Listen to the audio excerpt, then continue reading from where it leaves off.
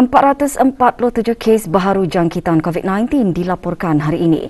425 kes adalah hasil ujian ART yang dimuat naik ke aplikasi BruHealth, manakala 22 kes adalah hasil ujian makmal RT-PCR. Oleh itu, jumlah keseluruhan kes yang dilaporkan di negara Brunei Darussalam ialah 136,821 kes. Yang berhormat Datuk Seri Setia Dr. Haji Awang Muhammad Isham bin Haji Jaafar, Menteri Kesihatan, memaklumkan perkara tersebut semasa sidang media situasi terkini jangkitan COVID-19. Sidang media berlangsung petang tadi di Dewan Al-Afiah Kementerian Kesihatan. Terdapat 2 kes yang dikategorikan dalam kategori 5, yakni mereka yang memerlukan rawatan unit di rawatan intensif ataupun ICU. Manakala 3 kes sedang berada di kategori 4, yakni mereka yang memerlukan bantuan oksigen dan di bawah rawatan rapi. Sebanyak 773 kes telah disahkan sembuh yang membawa jumlah kes yang sembuh kepada 133,494 kes. Jumlah kes aktif pula ialah sebanyak 3,113 kes, iaitu 60 kes sedang dirawat di hospital manakala 3,053 kes sedang menjalani pengasingan diri di rumah.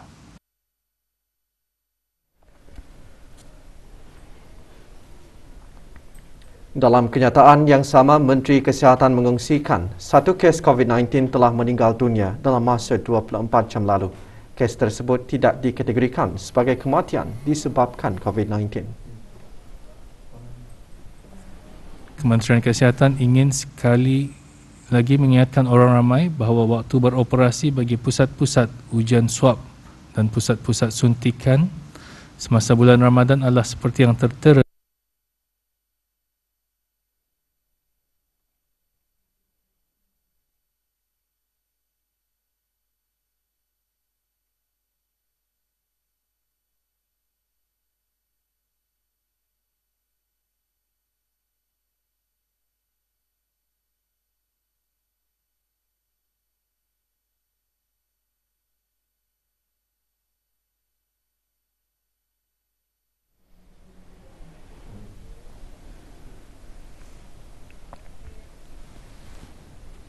Lebih 1,900 kanak-kanak berumur 5 hingga 11 tahun telah mendapatkan dos pertama vaksinasi COVID-19 sejak mula dibukakan Sabtu lalu. Menurut Kementerian Kesihatan, setakat ini tiada kejadian kesan sampingan yang teruk dalam kalangan kanak-kanak yang menerima vaksin. Sementara itu, tempoh antara suntikan dos pertama dan kedua bagi kanak-kanak adalah 3 minggu dan ketika ini, suntikan penggalak belum diberikan. Vaksin COVID-19 kepada kanak-kanak diberikan berikutan gelombang penularannya yang dipacu oleh varian Omicron, menyaksikan peningkatan pesakit dalam kalangan kanak-kanak di dalam dan luar negara. Bekas pesakit COVID-19 dari kalangan kanak-kanak juga disaran untuk mengambil suntikan vaksin COVID-19 bagi mendapatkan pelindungan imuniti yang meluas dari segi pengawalan atau pencegahan jangkitan.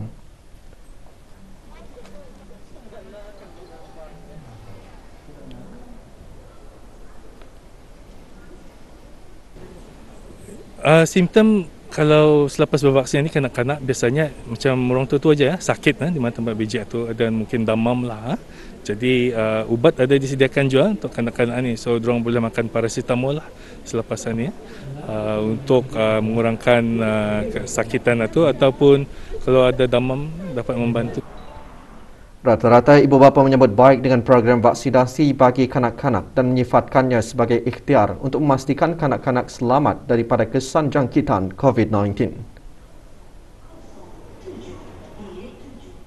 Ibu bapa yang belum membawa anaknya bervaksin, bawa bervaksin untuk keselamatan orang diri sendiri juga lah. Anda menjanjikan 1% kantor tekan COVID, tapi boleh mengurangkan.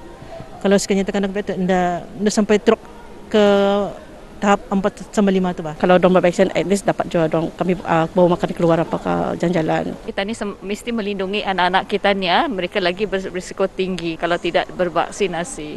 Saya bersetuju kerana ini adalah langkah inisiatif kerajaan untuk melindungi kanak-kanak yang 5 ke 11 tahun. Majlis Tadarus Al-Quran bulan Ramadan, Majlis Perundingan Mukim dan Kampung beserta rombongan Kementerian Hal Ehwal Dalam Negeri dan jabatan-jabatan di bawahnya diadakan petang tadi di Masjid Rancangan Perumahan Negara, Kampung Bukit Beruang, daerah Tutong. Mengetuai rombongan yang berhormat Pihin Orang Kaya Seri Kerna, Datuk Seri Setia Dr. Haji Awang Abu Bakar bin Haji Apong, Menteri Hal Ehwal Dalam Negeri yang juga memimpin bacaan surah Al-Fatihah. Juga hadir ahli-ahli Majlis Mesyuarat Negara.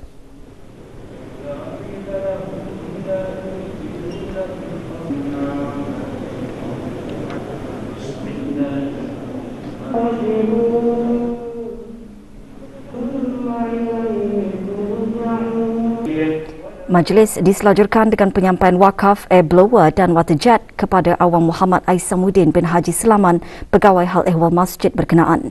Juga diadakan penyampaian derma kepada 30 orang anak yatim. Dikendalikan oleh pejabat daerah Tutong dengan kerjasama Ahli Jawatan Kuasa Takmir Masjid RPN Kampung Bukit Beruang, majlis serupa akan diteruskan ke daerah-daerah yang lain.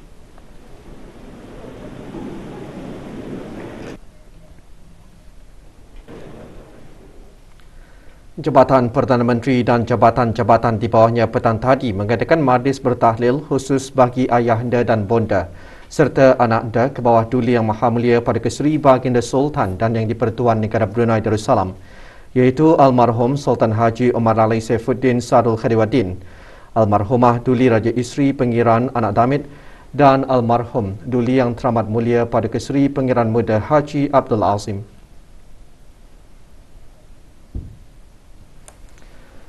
Antara yang hadir yang berhormat Datuk Seri Setia Haji Awang Abdul Mukti bin Haji Muhammad Daud, Menteri di Jabatan Perdana Menteri. Yang berhormat Datuk Seri Setia Dr. Awang Haji Muhammad Amin Liu bin Abdullah, Menteri di Jabatan Perdana Menteri dan Menteri Kewangan dan Ekonomi kedua. Dan yang berhormat Pihin Datuk Seri Maharaja Datuk Paduka Seri Setia Dr. Ustaz Haji Awang Abdul Aziz bin Junid, Mufti Kerajaan.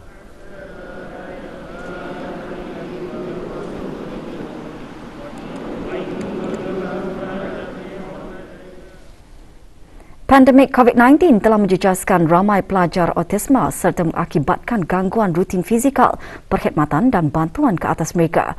Namun semata cepat menyesuaikan diri dengan pertubuhan-pertubuhan lain dan penggunaan platform dalam talian jelas dapat meneruskan aktiviti penting pembelajaran mereka di rumah dengan penglibatan aktif ahli keluarga. Menteri Kebudayaan Belia dan Sukan berucap demikian petang tadi semasa Forum Hari Kesedaran Autisme Dunia yang diadakan secara maya.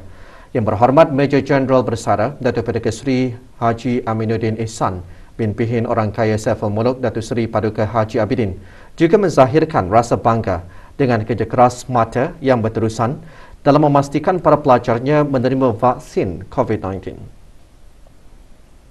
This is a feature that recognize the contributions of all people, including individuals with autism, and one where all of you are able to fully participate in all aspects of society in line with the realizations of the care economy under ASEAN, the United Nations 2030 Agenda for Sustainable Development, and of course, our National Vision 2035.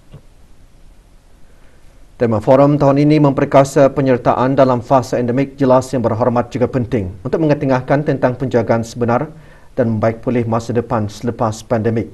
Hari Kesedaran Autisme Dunia merupakan hari penting bagi komuniti pengurusan autisme untuk meraih kesedaran mengenai isu-isu persekitaran autisme kepada awam.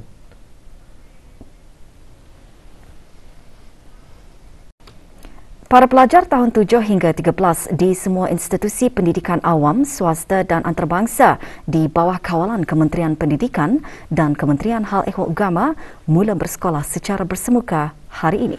Dalam usaha memastikan premis sekolah selamat bagi para pelajar, protokol dan prosedur operasi standard SOP yang ditetapkan dipatuhi oleh pihak sekolah, antaranya dengan melaksanakan pemeriksaan suhu badan dan penjarakan sosial semasa mengikuti sesi pembelajaran.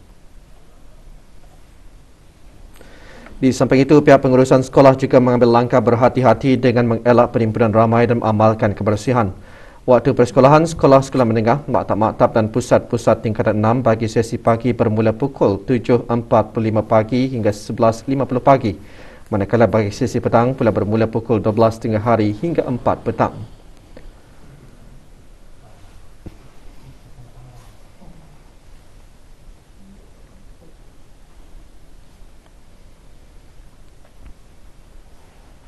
Dalam pada itu, bagi memastikan kesihatan dan keselamatan khususnya bagi para pelajar, tenaga pengajar dan kekitangan sekolah, kekerapan pelaksanaan ujian saringan ART turut ditambah daripada 2 kali seminggu kepada 3 kali seminggu. Kementerian Pendidikan juga mengingatkan para ibu bapa dan penjaga pelajar-pelajar untuk sentiasa memantau kesihatan anak-anak dan memastikan mereka tidak mengalami sebarang gejala seperti batuk, selesma dan seumpamanya sebelum pergi ke sekolah.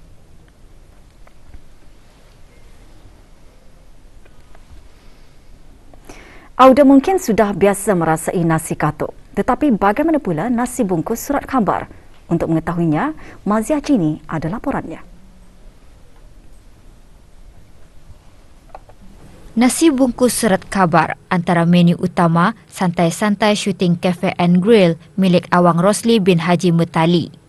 Menurut Awang Rosli, idea membuka kafe tersebut timbul dari penglibatannya dalam bidang lakonan. Bukan saja namanya yang unik, iaitu nasi bungkus surat khabar, tetapi rasanya juga menjadi pilihan orang ramai. Bermula daripada bawah hingga sekarang kami boleh berjaya dan mencapai menjadikan nasi bungkus surat khabar kami ini menjadi best dish di Brunei Food Awards. Alhamdulillah, terima kasih. Santai-santai syuting Cafe and Grill yang terletak di rancangan perumahan negara RPN Kampung Pancur Mengkubau sering mendapat tumpuan pengunjung. Berikutan dengan sambutan menggalakkan, santai-santai syuting Cafe and Grill melebarkan sayapnya dengan membuka cawangannya di Kampung Madang Manggis. Namanya memang unik sikitlah. Santai-santai syuting Cafe and Grill itu bermaksud kalau orang santai-santai bermakna kata ni relax, macam berehat santai, syuting pasal daripada bidang seni lakonan itulah membuat saya ilham untuk menjadikannya satu syarikat perniagaan. Dengan namanya yang unik, santai-santai syuting Cafe and Grill dijangka terus mendapat sambutan dari orang ramai, terutama nasi bungkus surat khabar. Separuh jalan di beberapa lokasi sepanjang jambatan Sultan Haji Omar Ali Saifuddin Hala Kota Batu dan Hala Tempurung ditutup sementara sehingga Sabtu 30 April mulai 8 pagi hingga 4 pagi. Jabatan Kerja Kementerian Pembangunan memaklumkan penutupan tersebut bagi membolehkan kerja-kerja pembaikan dilaksanakan.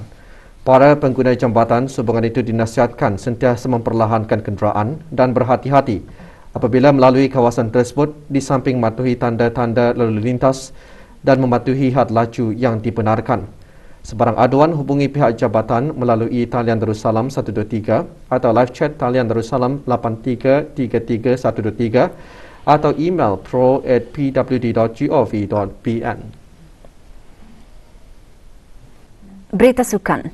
Skuad futsal kebangsaan negara Brunei Darussalam petang tadi meneruskan saingan kejohanan futsal AFF 2022 menentang Malaysia. Dalam pertemuan di Stadium Tertutup Hua Mat Bangkok, negara Brunei Darussalam tewas kepada Malaysia 0-10.